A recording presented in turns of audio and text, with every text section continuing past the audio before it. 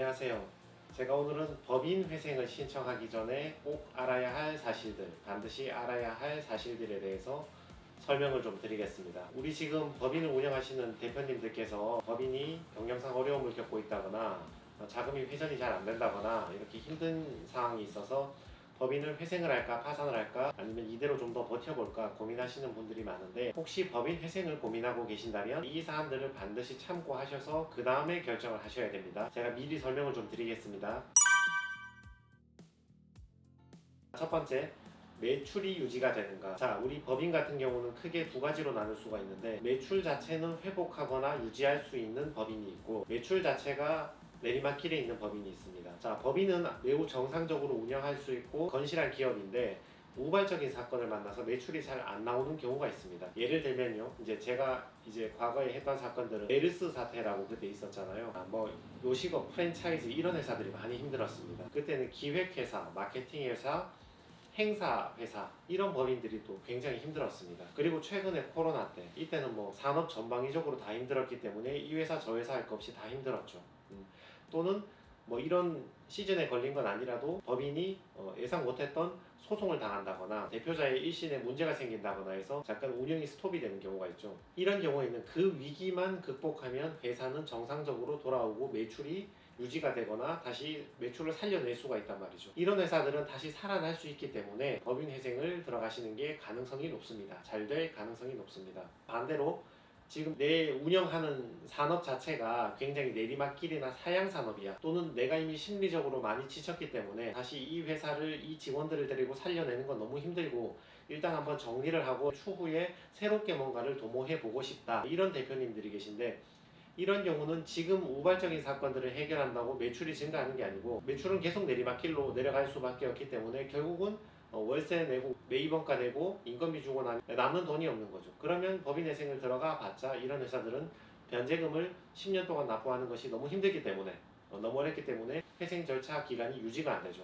그러면 괜히 어렵게 법인회생 재판 절차만 다 받게 되고 결국은 회사는 법인회생을 취소하고 폐지해야 되는 어려움에 처할 수 있으니까, 우발적인 사건 때문에 법인 매출이 잠깐 줄어든다거나 힘든 사람들은 법인회생을 하실만 하고, 그게 아니고 전반적으로 내리막길이다, 이제 좀 살리는 게 어렵다거나 또는 객관적으로 가능은 하지만 내가 심리적으로 힘들어서 좀 쉬었다가 한번 정리하고 다른 길을 하고 싶다 하는 분은 법인회생 말고는 법인 파산이나 다른 길을 제가 추천을 좀 드립니다. 자, 이 두 가지가 구분되는 이유는 법인회생 절차 때문에 그래요. 법인회생은 변제를 한다는 것을 전제로 하잖아요. 그러니까 여러분 회사에서 벌어들인 돈으로 월세 내고 인건비 내고 매입원가 재료비 내고 거래처 결제해주고 남는 돈을 법원에 갖다 납부를 해야 되는 겁니다. 그걸 납부해주면 나머지 채무는 탕감해주겠다, 그 말이거든요. 일부를 변제해주면 나머지는 탕감해주겠다, 이런 취지이기 때문에 출자 전환이긴 한데, 그러니까 기본적으로 10년간 변제는 하셔야 되는 거예요.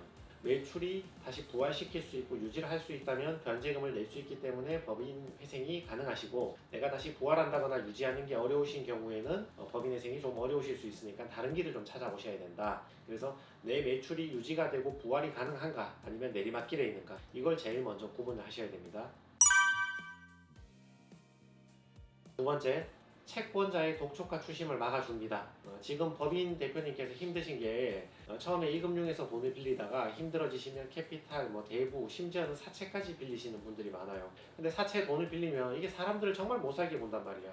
제가 인천에서 어떤 그 산업공단에서 했던 대표님 사건이 기억이 나는데, 그 대표님 같은 경우는 마지막에 너무 힘드니까 사채까지 빌려 쓴 거야. 근데 그 대표님들 아시겠지만 산업공단 주변에는 그 대부 알선이나 사채 알선을 전문적으로 해주시는 분들이 있잖아요. 근데 그분들의 상술까지 끼어들면 대표님한테는 뭐 이렇게 쉽게 대출 나온다 얘기하고, 저기 그 돈 빌려주는 사람한테는 가서는 아이고 저기 뭐 담보 잡을 거 많으니까 돈 못 갚으면 다 가져가면 된다 하고, 이렇게 가운데 뭐 이상한 논간 같은 걸 좀 부려. 그 논간에 대출 중개업자, 물론 자격도 없는 무허가 사람이겠지만 그 사람한테 요게 속아가지고 이렇게 대출을 받으면 대출 50억 받으면 뭐 수수료로 10억씩 이렇게 줘야 되고, 그럼 40억 받은 거는 말도 안 되는 높은 고금리로 나중에 계약을 해보면 말도 안 되는, 도저히 회사 운영에서는 변제할 수 없는 높은 이율로 높은 금리로 책정이 되어 있는 경우가 많죠. 그래서 그러면 채권자들이 와서 만류한다, 뭐 빨간 딱지 붙인다, 맨날 전화하고 찾아오고 뭐 행패 부리고 이런 일이 많거든요. 그런데 여러분이 법인회생을 들어가신다면 이런 모든 채권자들의 독촉이나 추심 행위들이 다 금지가 됩니다. 우리가 금지 명령과 중지 명령을 받기 때문에 채권자들이 압류를 하든 뭐 강제 집행을 하든 아니면 사실상 행위로 독촉을 하든 간에 이 모든 행위들은 다 금지가 됩니다. 채권자들은 할 말이 있으면 회생 법원에 자기가 의견서를 내든 회생 절차 내에서 어떤 식으로 이의를 제기해야 되는 거지 채무자 자체를 개별적으로 찾아가면 안 되는 거죠. 그러니까 여러분이 회생을 안 했을 때는 채권자는 채무자를 직접적으로 찾아가서 돈 갚으라 압류하고 빨간 딱지 붙이고 독촉을 하고 사람을 못 살게 굴지만 법인회생을 들어가 버리면 채권자는 채무자를 바로 찾아가지 못하고 법원을 찾아가야 돼요. 법원에서 정해준 절차 안에서만 이의를 제기하고 문제를 삼을 수 있는 거죠. 그러니까 모든 이런 추심이나 독촉 절차가 다 금지가 돼버리니까 대표님께서는 편안하게 사업을 계속 영위하실 수가 있는 거죠. 저 독촉 때문에 내가 힘들어서 영업활동이나 생산활동에 집중을 못하겠다. 그런 일이 없는 거죠. 저 독촉을 다 막아주는 거니까. 그러니까 법원에서 여러분들에게 가해지는 독촉과 추심을 다 막아주니까 나는 정상적인 활동을 할 수 있다. 이렇게 이해해 주시면 됩니다. 세 번째, 반면에 채무자의 행위도 일정 부분 막아버립니다. 제한을 가합니다.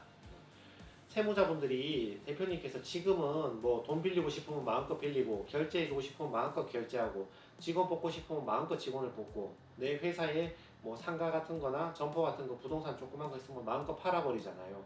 이 행위들이 다 금지가 돼버립니다.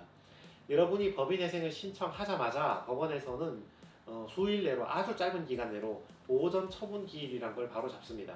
보전 처분이 뭐냐 하면 법인 대표자가 법인회생을 신청해놓고 재산을 다 팔아서 써버렸어. 법인 재산을 다 없애버렸어. 이러면 법인회생이 제대로 진행이 안 되잖아요. 그래도 법인이 자기의 재산을 최대한 아껴가지고 돈을 벌어서 갚을 수 있는 데까지는 갚아주라는 게 법인회생인데 다 팔아버리고 재산 다 은닉해버리고 다 숨겨버리면 법인회생이 진행이 안 되잖아요.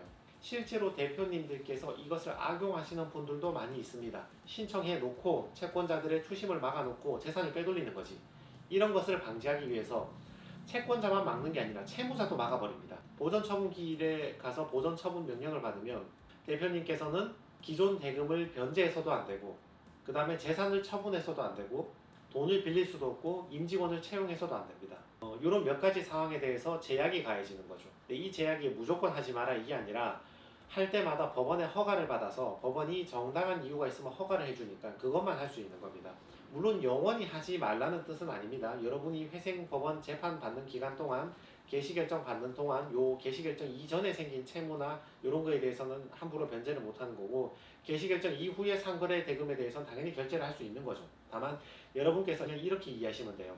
법인회생 재판을 6개월 정도 한다 이렇게 가정을 했을 때 6개월 동안은 변제를 하든 뭔가를 팔든 직원을 채용하든 간에 전반적으로 법원의 허가를 다 받아야 된다. 내 마음대로 할 수 있는 게 아니다. 요거를 염두에 두셔야 됩니다. 그러니까 대표님께서는 법인회생을 들어가서 채권자를 막아놓고 나는 내 거 다 팔아가지고 내 마음대로 어떻게 해봐야지 이렇게 생각하시면 안 된다 그 말이죠.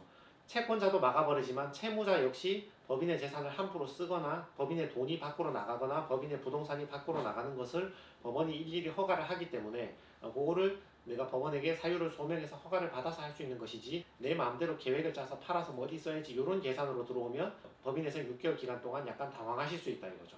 그래서 이 부분은 전문가한테 미리 물어보시고 마음의 준비를 하시고 내가 할 수 있는 일과 없는 일이 있구나 요거를 반드시 감안을 하고 법인회생을 들어가셔야 됩니다. 그래서 오늘 제가 법인회생을 여러분께서 신청하시기 전에 상담받기 전에 반드시 알아야 될 내용을 몇 가지를 알려드렸는데 첫 번째는 매출이 우발적인 상황이나 일시적인 상황으로 힘들기 때문에 살릴 수 있는가 아니면 전반적으로 내리막길인가 여기에 따라서 회생을 할지 파산을 할지를 고민을 하셔야 됩니다. 두 번째로 채권자의 독촉과 추심을 막아줍니다. 그러니까 대표님께서는 저 사채권자가 나를 힘들게 해서 영업이 힘들지 않을까 이런 고민 하실 필요 없어요.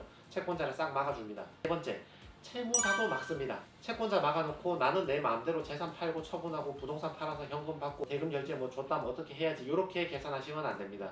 법원에서 허가를 받아서 정당한 사유가 있는 곳으로만 쓸 수 있기 때문에 나도 법인회생 재판을 받는 6개월 동안 일정한 제약이 가해질 수 있구나 요 세 가지를 여러분께서 명심을 해 주셔야 합니다. 네, 이상입니다.